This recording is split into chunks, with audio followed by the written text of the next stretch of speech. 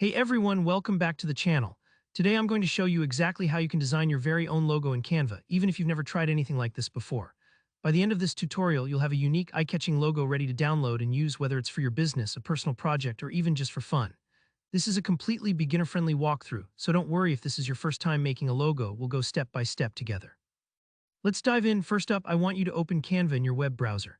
Canva is a fantastic free tool for all sorts of design projects, and it really makes things easy. Just sign in or create an account if you haven't already. Once you're in, you'll notice lots of templates and choices, but for a logo, it's great to start with a blank canvas so you can create something totally original. Now let's get started on the actual logo. We're going to head over to the Elements tab, which you'll find on the left sidebar.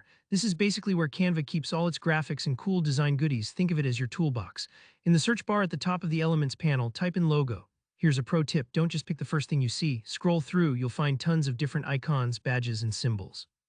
Maybe you run a coffee shop and see a coffee cup graphic that speaks to you, or you're working on a tech project and spot a futuristic icon. Pick a graphic that truly represents your brand's vibe. Drag it onto the canvas and adjust the size and position, make it as big or as small as you like. This part is all about experimenting and playing around, so don't be afraid to try a few options. Next, let's add your company name or project title. On the left side, look for the Text tab. Click that and you'll see options to add a heading or different styles of text. Click Add a Heading, then type in your business or project name. Here, something really important: try to choose a font and style that matches your brand's personality. For example, if you're going for something high-end and modern, a sleek sans serif might fit best. Or if your project is more playful, maybe something handwritten or decorative is the way to go. You can move the text around, change the color, or even curve it. And very important, make sure your logo name is unique. Try using your own twist on the words or spelling so you're not accidentally copying someone else's brand.